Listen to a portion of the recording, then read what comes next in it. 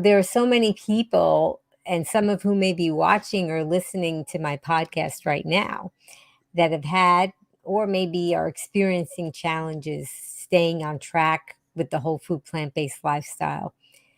And maybe they're not having challenges, but they remember when they did, or they know somebody that is. But the people that are having the challenges may have friends or family members who are not on board, or perhaps they're dealing with food addiction or detox or other challenges. And I'm so glad that you're here today, Cyd, to give us tips to staying motivated while on a whole food plant-based lifestyle. Thanks, Amy. Sadly, I see a lot of people that eat this way. Somehow they slide backwards a little bit. Some of them even go back to their old ways of eating. And I just know there's a lot of challenges out there for people. And staying mentally motivated, I think, is one of the key factors to success with this diet.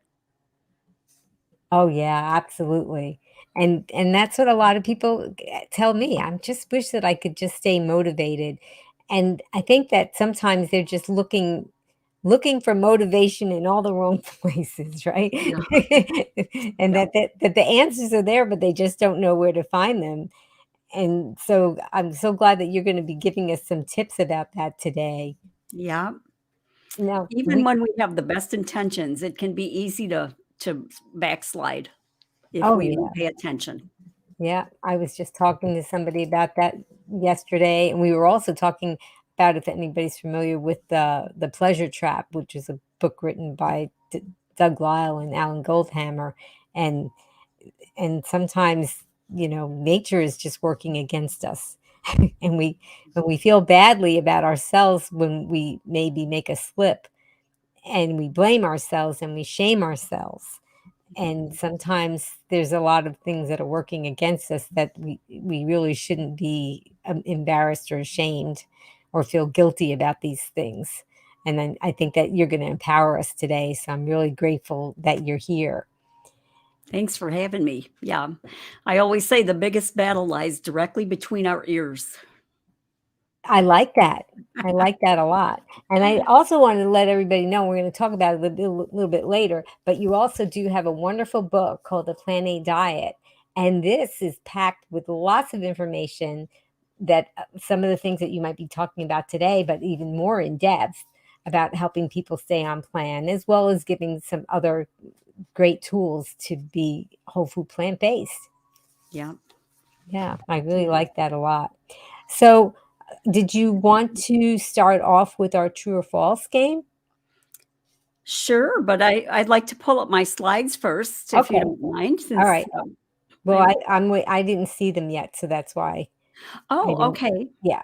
So, and while we're doing this, I would like to invite the Green Warriors to type in the comments if you have been dealing with, or know somebody that's been dealing with, or maybe in the past, if you're not a newbie, things that you have been coming up against and challenges in order to stay motivated on the plant-based lifestyle. So let me just, while everybody's doing that, can you put yours on full screen, Cyd? Your Sure. presentation? That's better. Okay, so we're going to pull that up now.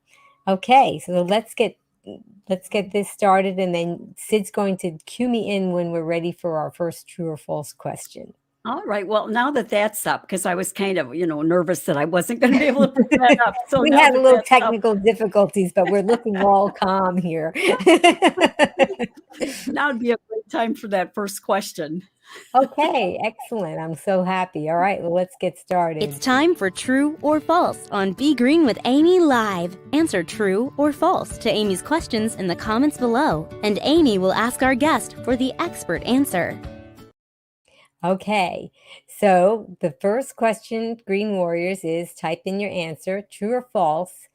The food culture in our society makes it easy peasy to stay motivated with a whole food plant-based eating.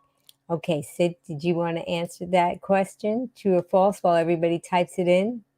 Yeah. Well, the answer to that is a big false. Because the culture in our society makes it very challenging to stick with a healthy diet. even when we have the best intentions. So let's just take a quick, brief look at the overall culture in our society today.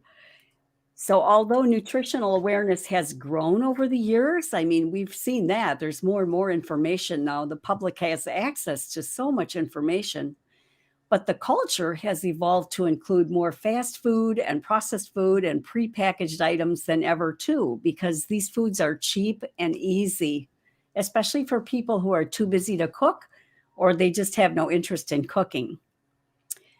Many offerings in the public arena are supersized, deep fried, wrapped in bacon, or topped with extra cheese, which, by the way, cheese is our highest source of saturated fat in our diet. And according to Statistica.com, the average American in 2020 ate over 40 pounds of cheese per person. Right. And I'm not eating any, so Yes. I mean, they're eating more than that. And then our grocery stores and bakeries are filled with these sugary, fat-laden products that are covered with dye-filled frostings. And foods, even at fairs and farmers markets, are anything but healthy. I was at a farmers market recently in Florida, and the food trucks there are serving horrendous foods. And even some of the vendors, are all frying up their sausages and all of that. So there's, funnel cakes and chili cheese fries and greasy meats and deep fried candy.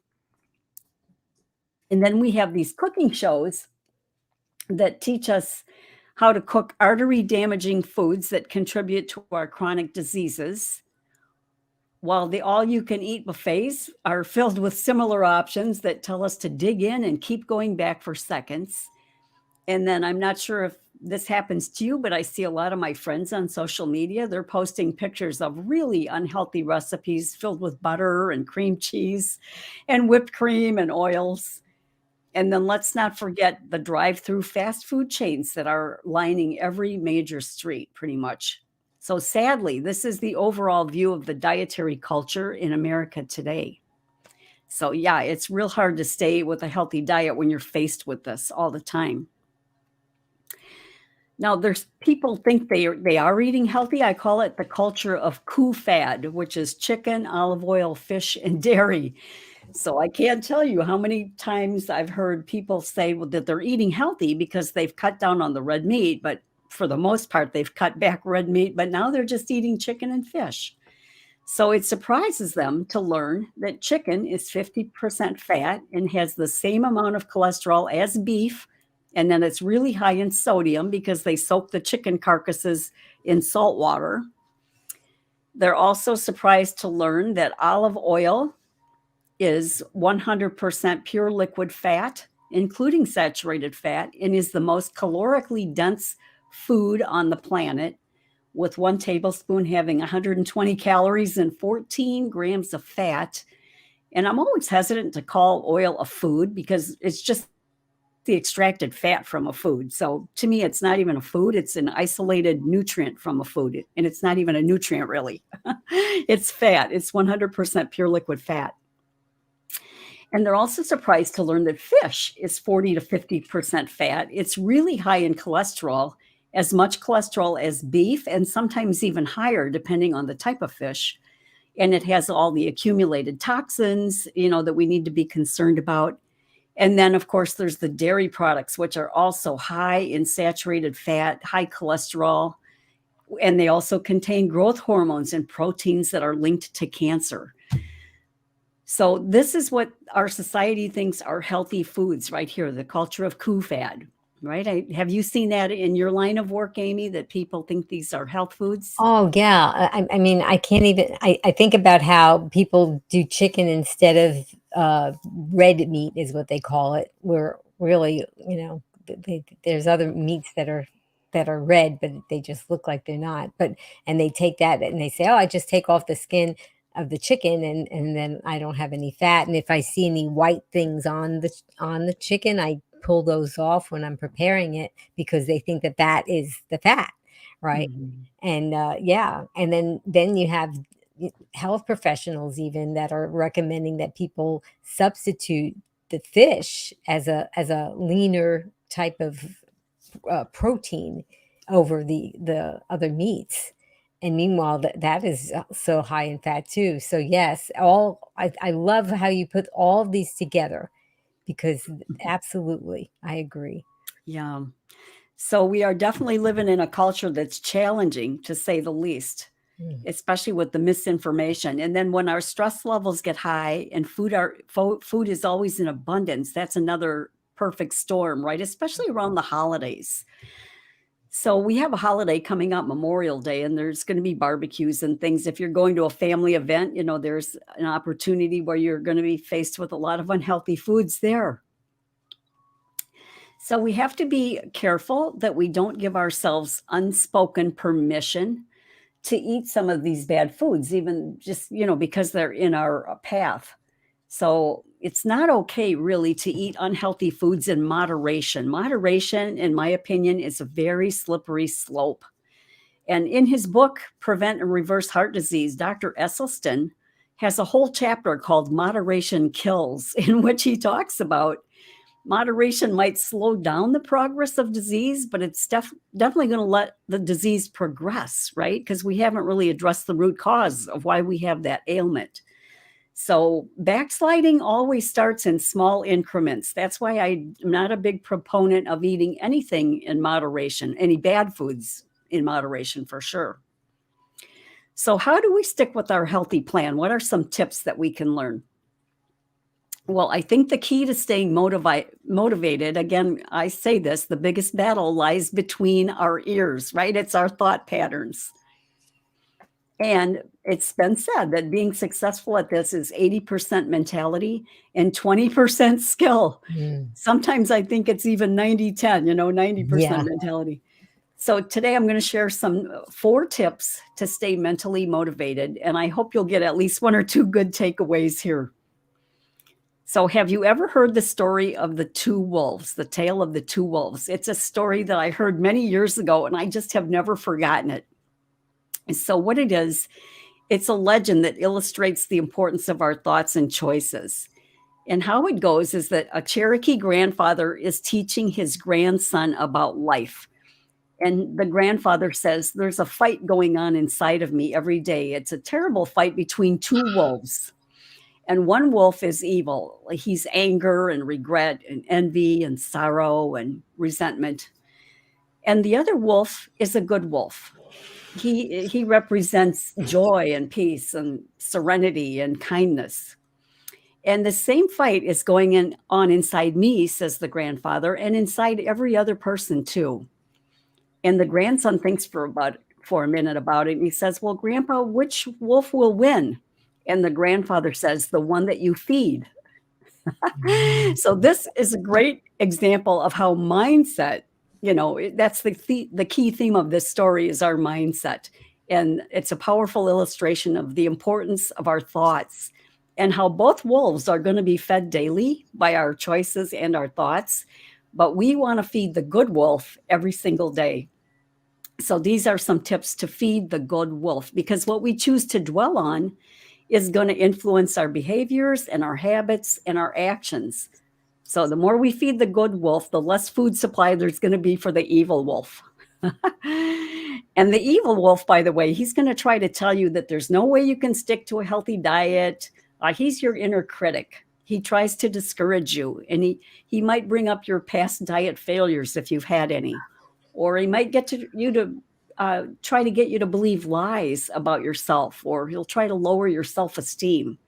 So we can't always ignore those negative thoughts, but we can recognize them for what they are, and we can stop giving them all of our attention, right? So when we stop fixating on those thoughts that don't serve us well, the evil wolf will lose his strength and power.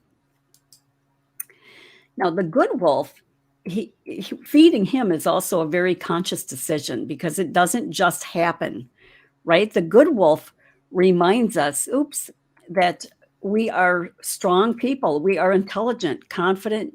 You are a confident person, right? You do have the ability to continue down the right path toward your goals, in spite of any obstacles that might come your way.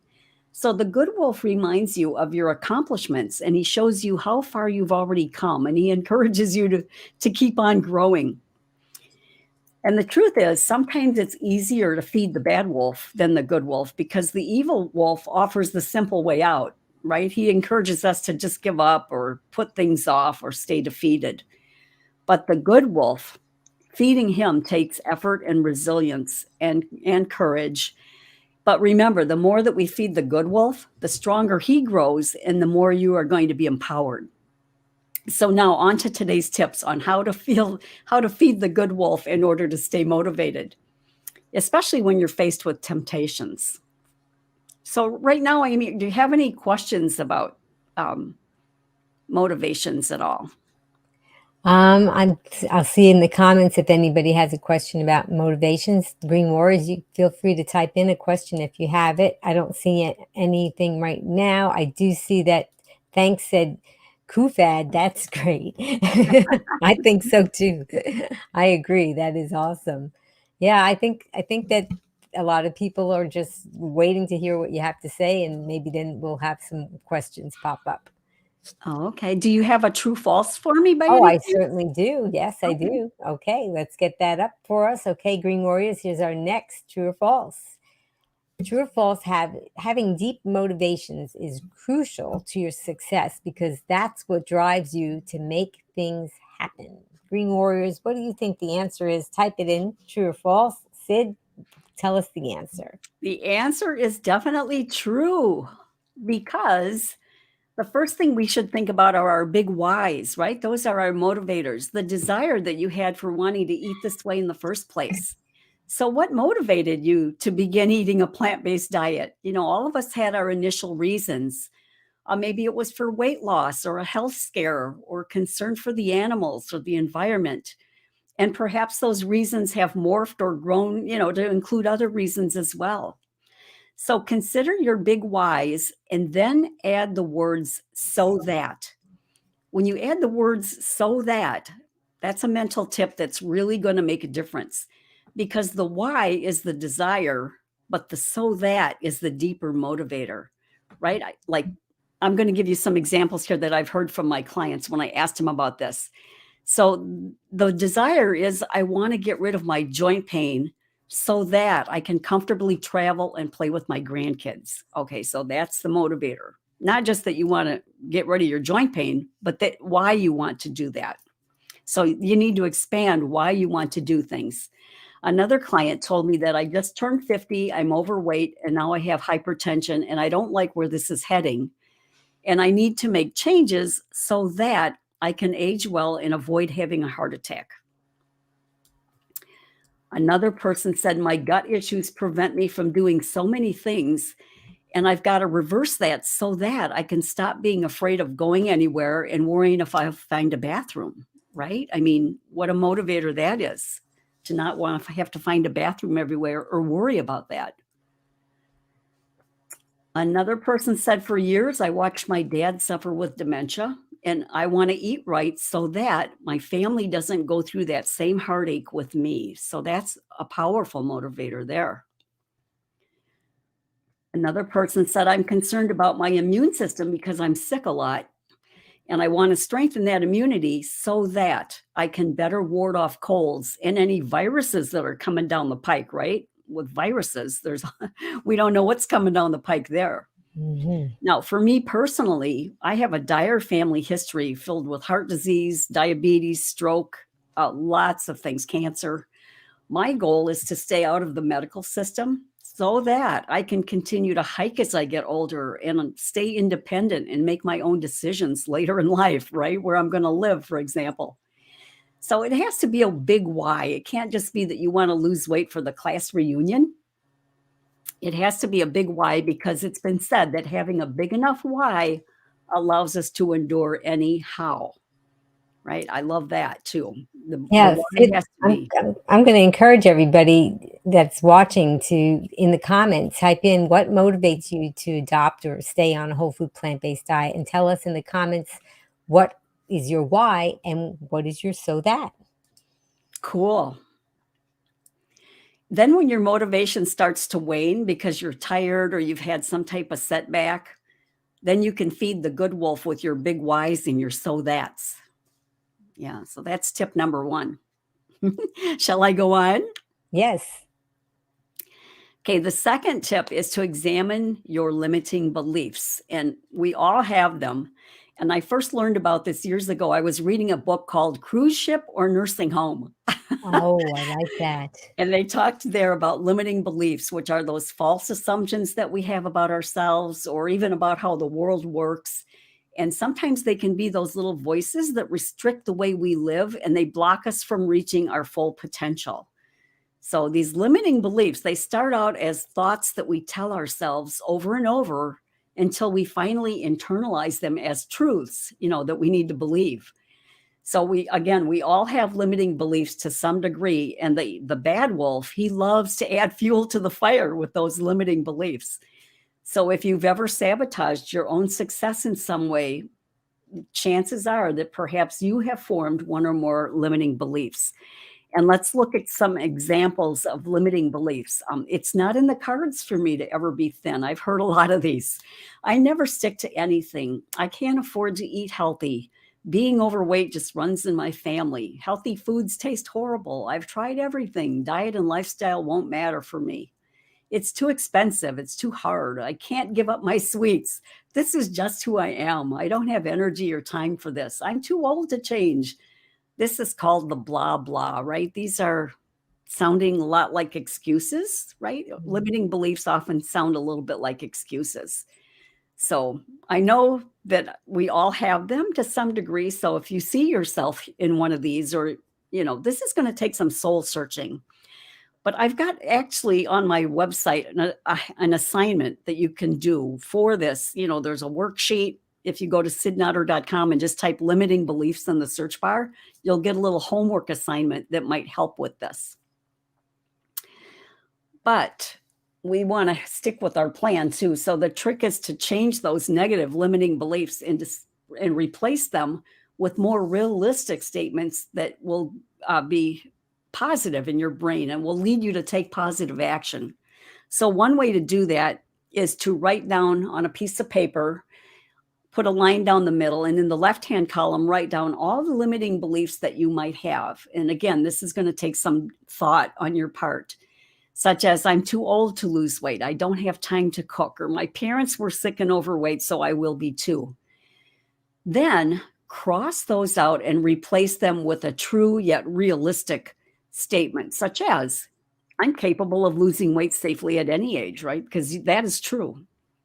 I can prepare simple meals and my health is worth it. And that is quite true as well. My choices determine my health outcomes because genetics only play a small role.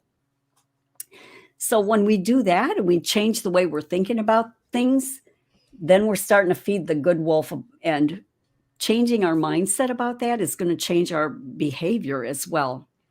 And then keep these answers somewhere where you can see them, right? And then read them out loud when those limiting beliefs pop back up in your mind. So another way, this is the third tip to stay motivated, is by being grateful, practicing gratitude. Because when we're grateful for what we're gaining, instead of focusing on what we're giving up, that is going to bring us to the topic of gratitude. So this ties in closely with limiting beliefs or engaging in negative self-talk that's going to prevent us from achieving our goals.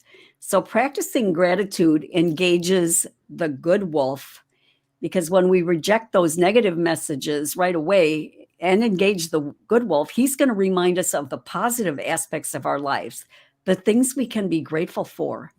So write those down and journal everything that you're grateful for. I mean, think about it, your family, your warm house, or your cool house if you're living in the tropics, the availability of healthy food, right? We can be grateful that we have grocery stores and marketplaces to get healthy food.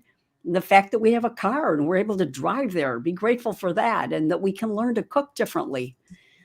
Your comfy bed, your pets, your faith, your friends, your resources. There are so many things we can be grateful for, plus any health benefits that you've already seen or any weight loss that you've already achieved. You could be grateful for that as well. So gratitude helps us to stay motivated because we feed the good wolf when we're grateful for what we're gaining, again, instead of focusing on what we're giving up. So one mental trick I use to reframe my mind with gratitude, like sometimes I can get in a really bad mood with routine chores, mundane chores. They bug me. So instead of developing a bad attitude over that, I'll say something like, I get to pull weeds and scrub my floor today. I get to do that. Or I get to run a bunch of errands today. Because when I changed that narrative in my brain, and then I realized that many people would give anything to be able to go to the store or pull weeds, but they just aren't able to do it. That realigns my perspective, and it makes me grateful in my heart that I can do these things, that I have the resources and the ability to do what needs to be done. Now, this type of thinking, though, works when you're faced with food choices too, right? Be grateful that you get to choose healthy foods that are going to nourish your body. Like, I get to not be a helpless victim when it comes to my health outcomes. I get to learn a new way of cooking that won't contribute to heart disease. I get to eat tacos and lasagna that will help me reverse my diabetes. I mean, think about all the things we get to do with healthy foods. I get to eat ice cream and chocolate pudding that will lessen my joint pain. So I get to stop worrying about my family history because my genes don't automatically destine me for a disease. So there's many things we can be grateful for with healthy food. And when we do that with every healthy meal, we can feed the good wolf by being grateful for the benefits that food provides us. So that was the third tip, practicing gratitude. Now, the fourth and final tip is one of my favorite ones. It's how to choose your internal words wisely to stick with good habits. Because words matter, and especially those internal words. That's what this whole topic is about today. Especially when we're faced with tempting off-plan foods that are going to, sabotage our efforts. But we have to determine ahead of time which words or statements are going to boost our resistance, right? We can't wait until we're in the fire. We've got to plan that out ahead of time. So I call these equipping the toolbox between your ears, right? These are the inner statements that are going to be our tools. And I'll share what mine are in a minute that really work for me. But tools that you can pull out when you need them, especially when you're tired or bored or stressed, or you might even want to write these down too and keep them handy, again, so they're at your immediate disposal. So here are a few word tips. One is to avoid using the words I'll try. I'll try to avoid the Cinnabons at the mall. Or I'll try not to overdo it with the caramel frappuccinos. No, the words I'll try is already giving you a mental escape out. You might not even realize it, but you need to determine ahead of time that you are going to avoid those refined bakery cinnamon buns at the mall, and you are going to avoid those high sugar lattes. And again, because when we say I'll try to do that, it's providing an escape route that can really weaken our mental commitment. So I know I say this myself. Well, I'll try, I'm going to try it. But I know that is got the potential to weaken me mentally when I say that. I want to say I'm going to do it. If that makes sense. Yes, it really does. I think, wasn't there some kind of movie where the character said there is no try? I think it was What? like a Star Wars movie or something where he said there is no try, there is do. Oh, I didn't see that one, but yeah. All right. So the next one would be my examples. Okay, let me give you my examples. Hang on a second. I just, my computer's doing a weird thing here. That's okay. We'll let you work with that. And I put out a few questions, a few homework assignments for you Green Warriors. And along the way, we had some people that were answering them as well. I had asked the Green Warriors what was something that they were grateful for. And Boomer and Beyond said, I'm grateful to those who share their journeys with us, to those like Amy and Cyd who are innate teachers. They are generous in their teachings. Oh, that's so sweet. And I know that that's Angela Fischetti, Boomer and Beyond Wellness. She's been on the show quite a bit. Were you able to get back on there, Cyd? Yep. Okay, Go ahead. So I was going to share some words that I use that help me, when I'm faced with something. One statement I use, and this is a scripture verse that says, anything a person gives into controls them and soon becomes his master. So years ago, I got myself addicted to mocha lattes. And I didn't realize it until I was writing my book and doing the chapter on food addiction. And it occurred to me, oh my goodness, look at me. I'm planning my whole day around when I'm going to be at that drive up window at the correct time of day so I don't have to wait. I'm planning my errands around when I'm going to get this mocha latte. Oh, And I'm wow. like, whoa, that it's controlling me. I've allowed mocha lattes to become my master. So I made some changes right then and there.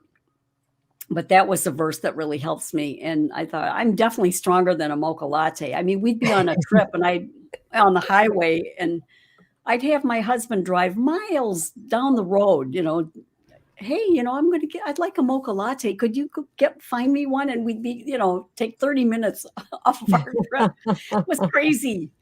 That'd make a good T-shirt, Cyd. I'm stronger than a mocha latte. I justified it because I was getting decaf plant milk and only half the mocha that they usually put in those drinks. But that was enough See? chocolate and sugar to get me hooked on it. Right, and that's that self-talk that you were telling about. Yeah. That's that wolf.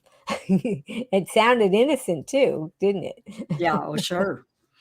There's another verse too that I think of when I'm tempted. It says, everything is permissible for me, but not all things are beneficial. And I will not be enslaved by anything and allow it to control me.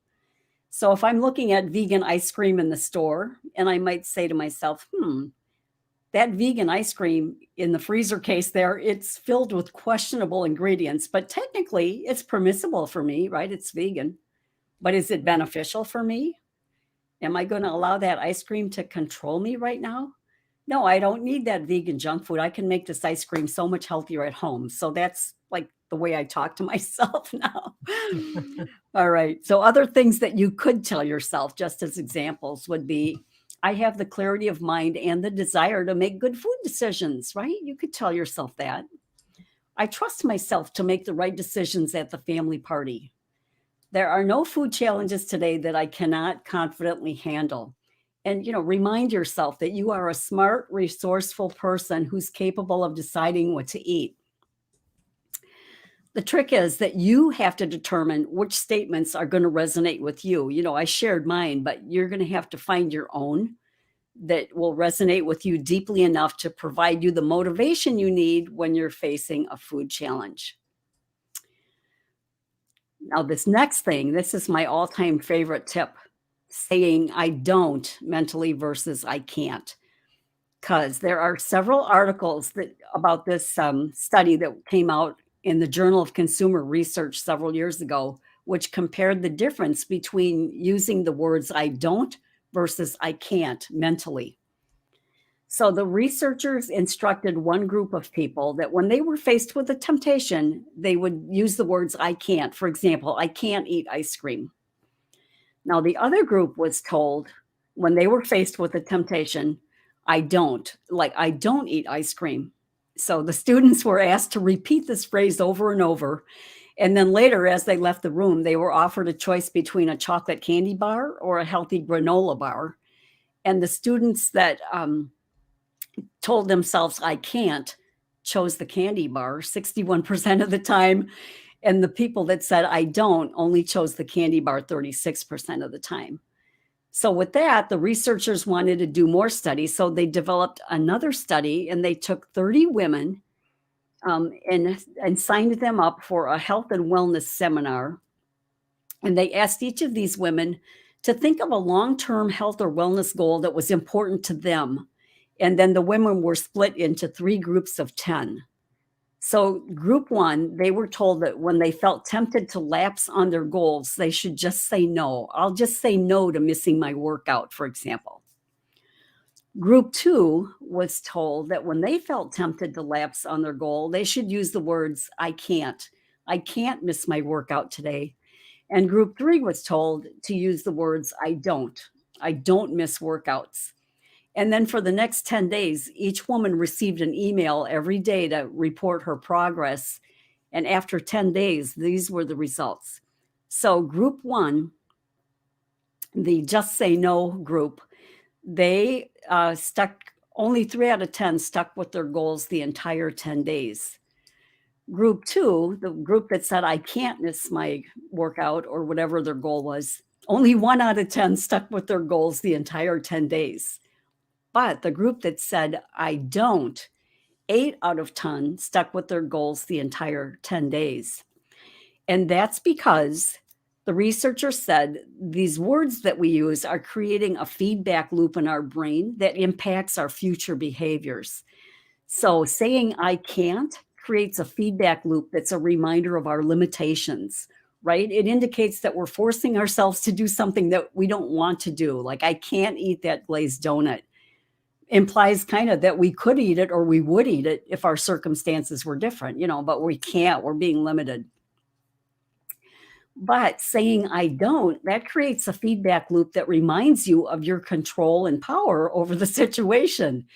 Saying I don't eat glazed donuts leaves no room for debate because it's a hard and fast rule that you've already set for yourself, and that can make all the difference in your habits. In other words, the phrase I can't is psychologically draining because it's a restriction that's undermining your own sense of power. But using the phrase I don't is psychologically empowering because we're saying no. It's an empowering way to say no, and it's a reminder that we're in control. So every time you catch yourself thinking, I can't eat this or that, simply change the narrative to I don't eat this or that. Because it's always your choice, right? You get to decide what you're going to do and what you're not going to do. And that applies to your food choices as well. Now, this technique works really well for me personally because just by saying I don't eat that anymore, that just strengthens the heck out of my brain. Because I'm not bargaining. I'm not allowing myself to bargain with myself. I used to bargain with myself over Twizzlers, the red Twizzlers in the store. When I first became plant-based, I knew they were vegan. And I thought, well, I'm just going to eat one Twizzler. I'm going to get that bag and eat one Twizzler. No, I would get home and eat 5 or 6 Twizzlers. And then the Twizzlers would call my name until I ate all the Twizzlers within a couple days. So when I say I don't eat Twizzlers anymore, I'm empowered. I'm not even going to think about buying Twizzlers. Love it. Yeah. So, do you have any questions for me right now? Or Okay, we have another true or false that we can do. Okay. True or false, Green Warriors, type in your guess. One way to stay motivated is by being grateful for what we're gaining instead of focusing on what we're giving up. Okay, Green Warriors, what do you think the answer is? Type it in the comments. And Cyd, what's your answer? The answer to that is definitely true, right? We talked about that with tip number 3. One way to stay motivated is to be grateful. So if you're paying attention, you would have gotten this one right. Okay. Yeah. Do you want me to do the next one? Yes, please. Okay. All right, Green Warriors, here's our next question. True or false, our minds should be minimally engaged if we intend to stay motivated with whole food plant-based eating. That's something to think about. All right, type in your answers. I'd like to see what they say. Okay, Cyd, what's your answer? The answer to that is false. Our minds should not be minimally engaged. Our minds have to be fully engaged, right? If we're going to stay on course. And here's why our minds need to be fully engaged. Every one of those tips that we've talked about today, the big whys and the so that's, your limiting beliefs, practicing gratitude, and choosing your internal words wisely, all of those tips reflect the need for thought and awareness, like continuous thought and awareness, not minimally engaged, but fully engaged brains, right? So we have to be fully engaged if we truly intend to stay on track, and especially around any holiday or party or while you're on a vacation or anything that creates the perfect storm where there's extra stress involved and we're surrounded by perhaps unhealthy foods, right? So that's when we need these tips even more we need to even stay even more aware when we are in those situations. So I hope that at least one of these tips resonated with you today. If you have any more questions, if not, I'd like to know which of the 4 mental tips we discussed stood out to you the most. Okay. Well, I think that we'll put that up to, because I think that we'll put this up for everybody that's watching if they have any comments or questions. But type in the answer, Green Warriors. Which of the 4 mental tips that Cyd discussed resonates with you the most? So we have A, your big whys and so that's, or B, examine your limiting beliefs, C, practice gratitude, and D, choose your internal words, or you could pick E and that would be all. So Green Warriors, type in your answer because I would like to see what you resonated most with. Well, Jessie T said, great mental tips, hard to choose. So she that might be an E. Boomer and Beyond Wellness said E, sorry, but E for sure. And Jessie T said E. Yeah, I think so too. I really enjoyed the tips because, well, they're so relatable to so many things in our lives, right? Oh, Greta said all. Yes. Yeah, they're so relatable to so many things in our lives too, right? Because we always talk on this show about the pillars of health, and we talk about how eating is very important. Your diet is very important, but there's other pillars of health too, right? So there's exercise and sleep and stress management. There's a lot of different pillars that contribute to our good health. And I can see how we could be having those voices in our head and that wolf debate in our head negotiating, oh, I don't need to sleep. I can stay up a little longer and do this fun thing or do this work that I have to get done or whatever it is because it's so important, and making all those excuses for us, so, or just taking out that time to meditate, that wolf conflict. It just seems like it pops up in a lot of areas in our lives. Mm-hmm. It could, especially with exercise, right? When you're tempted to blow off your exercise routine, which I know Angela would not be in favor of. Yeah, yeah. She said they're relatable in so many areas. Yep. Nope, you're not going to get away with skipping that exercise routine. Angela, for those of you that have watched her, you know that she's been on the show quite a bit, doing a few classes, and she'll be doing some more pretty soon.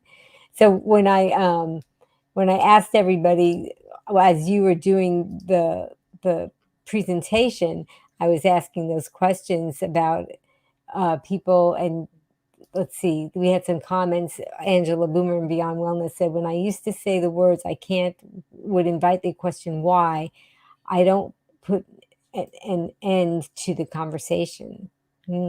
Yeah, that's really very interesting. I like that, how you put that, Angela. And yeah.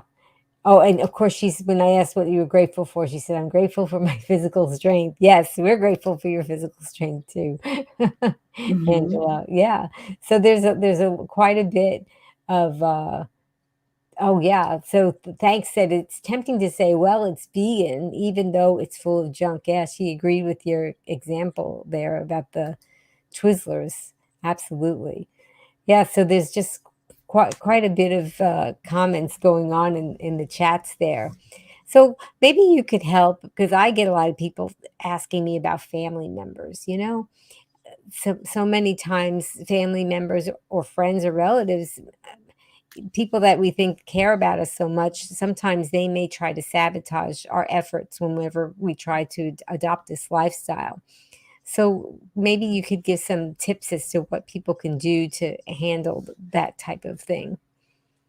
Yeah. So I even have a YouTube video on this called Surviving Family Pressure, because I've seen people be sabotaged on purpose by people in their own, household, which is sad, but it always requires a frank discussion up top at the start. Have a frank discussion with your family, like, you're not going to be required to change here. I'm doing this for me, and I would really appreciate your support. I need your help. I want your help. So you have to start with that and then go into the negotiables. Who's going to be doing the cooking and the shopping? And will they store their junk food in a place, in a cabinet that, not leave it lay out? Will they work with you that way? Will they join in with you and have a healthy meal once in a while? Or if you're the cook of the family, it's different, than if you're not the cook of the family. You're going to have to start making your own food. If you are not the cook of the family, you're going to have to start cooking probably. But I encourage them to make the same base, make a big thing of pasta, and somebody has meat sauce and somebody has marinara with asparagus steamed on top, but start with the common base. But if it's that they will not support you, that's a sticky issue, because why are they not willing to support you? Is it that they've seen you, they think this is a fad, like you're doing another fad, that you haven't been involved with fad diets before, and they think this isn't going to stick either, so they're just not even going to try to support you? Why is it that they will not support you? Are they afraid they're going to have to change what they're doing? That's a big one too.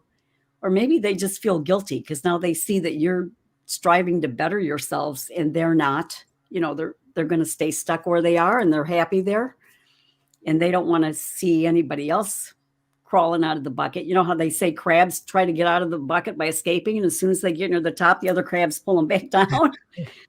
Yeah, where they could build a ladder and all go out. Right, they could all help each other, right? Yeah. So it takes some deep.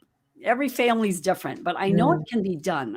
I've seen usually between spouses, if there's two people in the house married and one's eating this way and one's not, they have figured it out how to make it work. And it hasn't been easy in a lot of cases. One person might have to cook just for them and the other person cooks for themselves, but that all has to be worked out. But it can be done. And remember, it'd be lovely to have your family support to eat this way, but you don't have to have their support in order to eat this way. You're in charge of what goes into your mouth. You're in charge of that. So while they're making it difficult for you, that could be a challenge. If they're leaving their M&Ms and candy bars out on the counter all the time, or big bowls of candy and junk food that are tempting you, then that's going to have a frank discussion if they'll be willing to hide that or put it, in their own room or whatever, just to help you. And if they won't help you, then that's a whole nother issue that might need counseling, figure out why they won't help you, why they're so anti you getting better. Yeah. Sometimes they might even think plant-based eating is not healthy. I just had one client call me and say, I've been plant-based for 2 or 3 months. And when I ate junk food, nobody cared. But now that I'm eating plant-based, everybody's concerned about my health, because they don't think she's eating healthy anymore because she's just eating plants.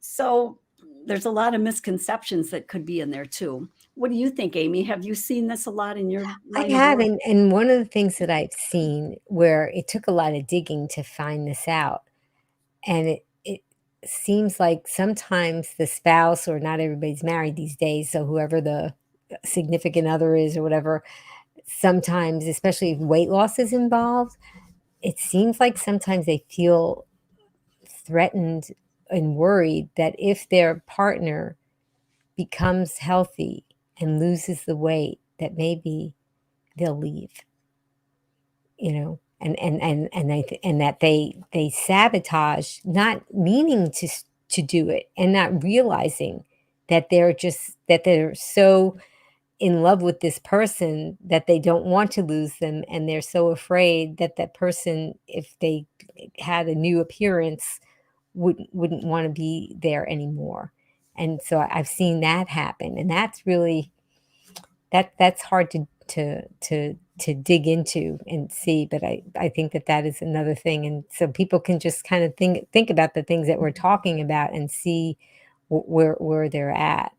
And then I think about people who, if they have a horrible food allergy, some people have these nut allergies, for example, that even if they're in the same room with something, that they could really be in trouble and have to go to the ER.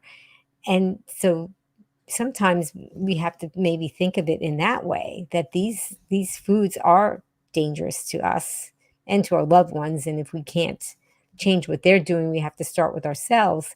And if we can kind of try to think of it in that way, that, what if I was, definitely allergic to this? Would I make the exceptions? Would I cave in and do this? Or would I say, no, I'm putting my foot down. This is something that is for my health. So sometimes I think everybody's different and different things work for different people, and they have to kind of try to figure it out. Yeah. Yeah.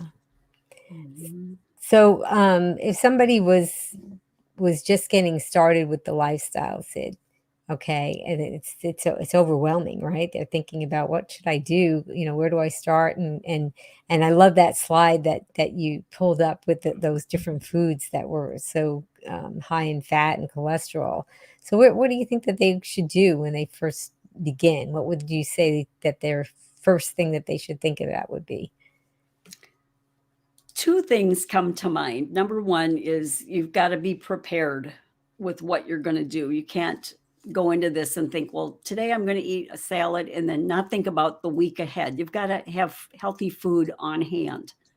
So whatever that takes to make your batch cooking, or you've got to have healthy food on hand for when you get stressed out or you get confused. Have burgers, plant-based burgers, or something in the freezer or pre-made is a big key factor. But the other thing is to not think you have to find hundreds of recipes all at once. You don't. Find 6 or 8 recipes that you like, maybe a soup or a burger or some type of casserole, and stick with those and add in a recipe every week to build up your recipe repertoire. Right. But it can be as simple as oatmeal for breakfast, minestrone soup for lunch, and lasagna for dinner, or bean burritos. So don't overcomplicate it. I think that's what happens a lot of times, is people overcomplicate it. There are many websites out there with easy recipes. Shane and Simple is one. I recommend his for a lot for easy recipes.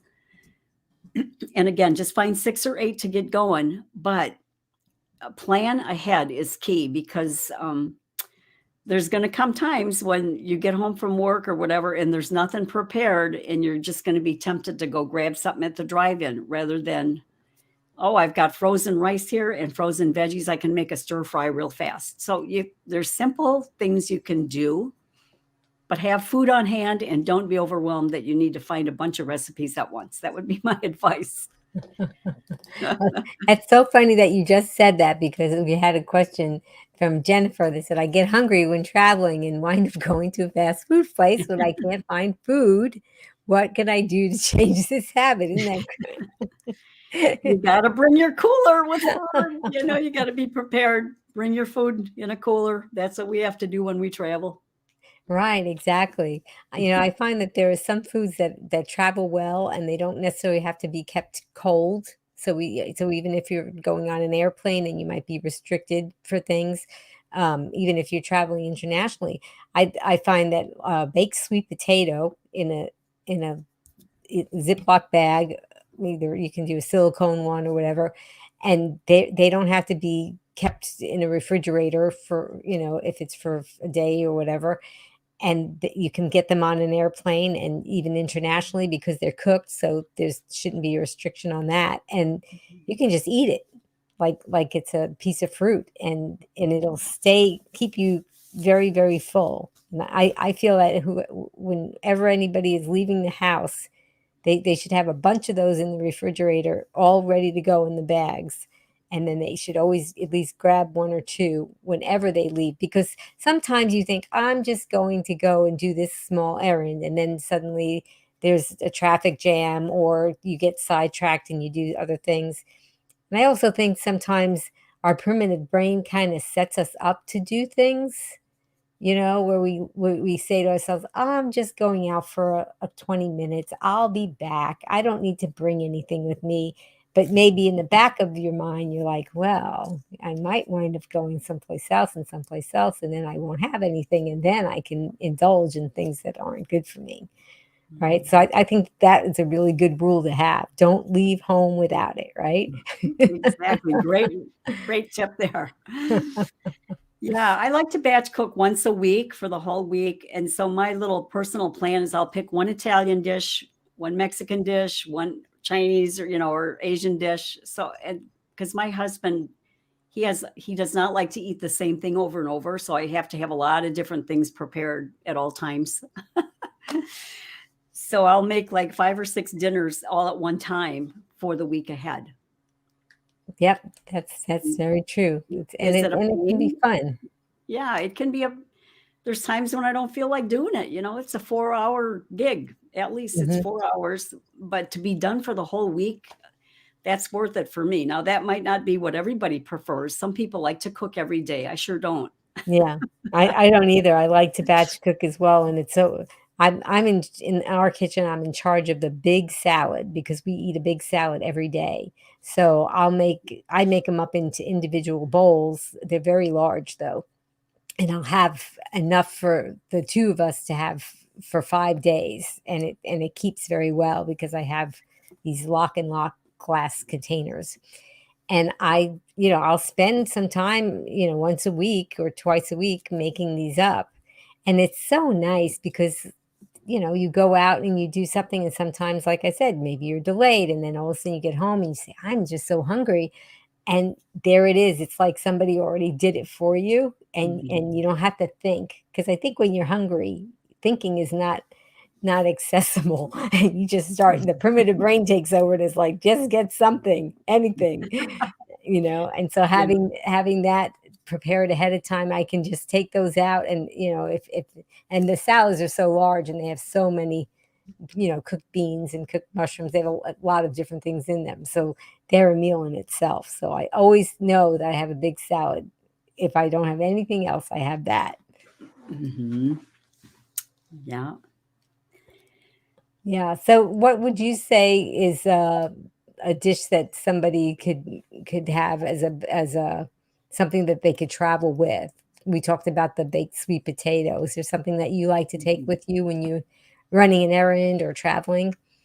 Yeah. Well, if I'm just running errands, I usually have muffins on hand, either pumpkin muffins or, some type of oat bran muffin that I've made. I'll grab a muffin or two, take those with me, and some fruit, grapes or a banana or something.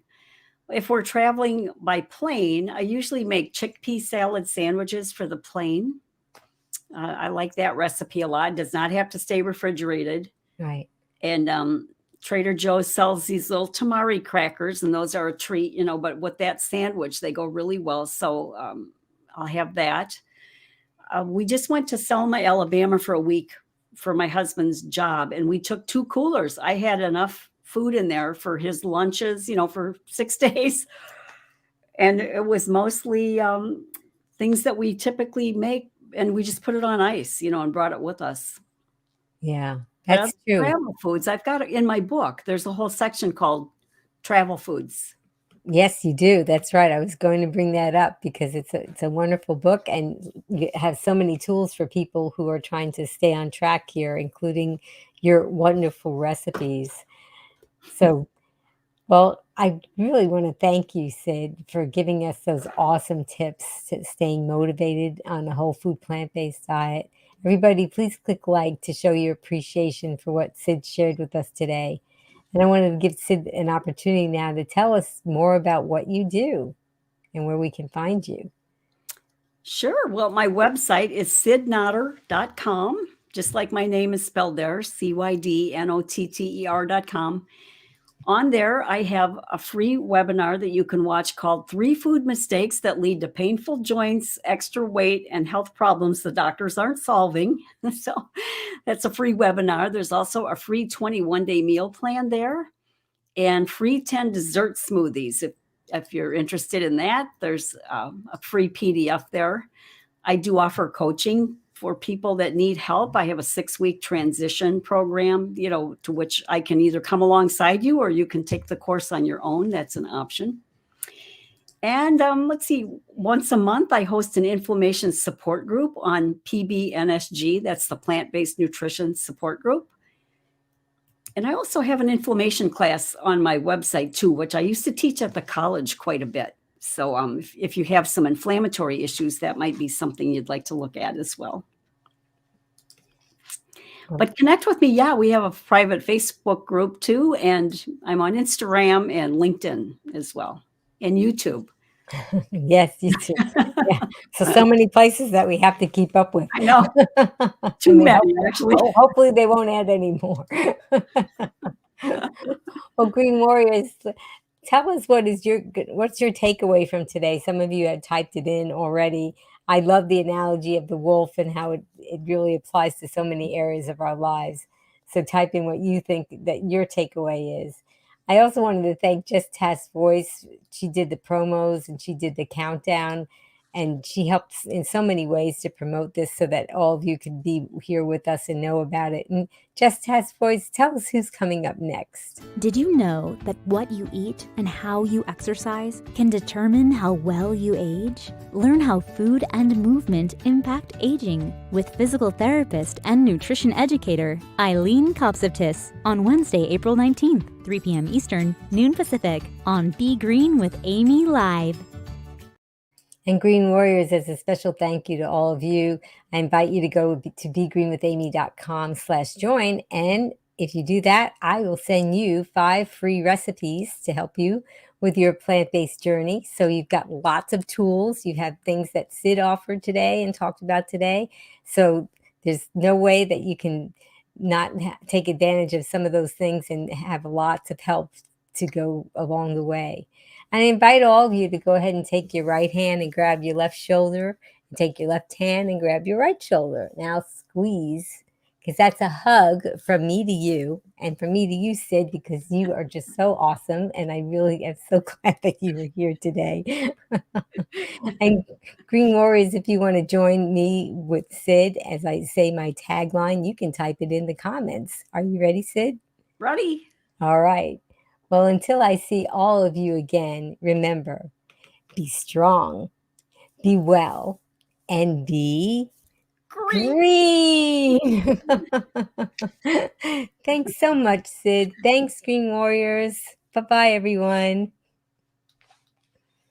Now you can listen to Be Green with Amy expert interviews wherever you go. Listen while walking, meal prepping, or traveling. Find Be Green with Amy on Apple, Google, Alexa, Amazon, or virtually anywhere you find podcasts.